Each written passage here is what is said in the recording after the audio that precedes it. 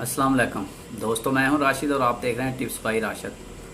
तो दोस्तों, सऊदीया में 3 महीने के लिए दोपहर में डायरेक्ट सनलाइट के नीचे काम करने से मना कर दिया गया है। पीर 23 शवाल यानी कि 15 जून से लेकर 15 सितंबर तक कोई भी वर्कर 12 बजे से लेकर दोपहर 3 बजे तक डायरेक्ट सनलाइट या सूरज की रोशनी में काम नहीं कर सकता। तो ये मेरे उन दोस्तों के लिए है जो बाहर ठेकेदारी का काम करते हैं, या बिल्डिंग लाइन का, या लेबर का, या रोड का। तो ये इस बात का ख्याल करें कि पीर 15 जून से 15 सितंबर तक दोपहर 12 बजे से लेकर दोपहर 3 बजे तक डायरेक्ट सनलाइट में काम करने पर पाबंदी लगा दी गई है।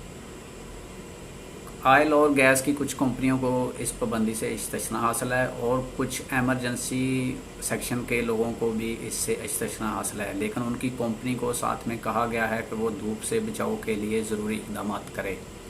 और सऊदी अरब के कुछ ऐसे इलाके जहाँ पर मौसम मुतदल रहता है, जहाँ पर वर्कर अगर बाहर सनलाइट में काम करें तो उनकी सेहत को ख़तरात लाहक नहीं होता, तो वो इलाके भी इस पाबंदी से इस्तिस्ना हासिल है उन इलाकों को भी।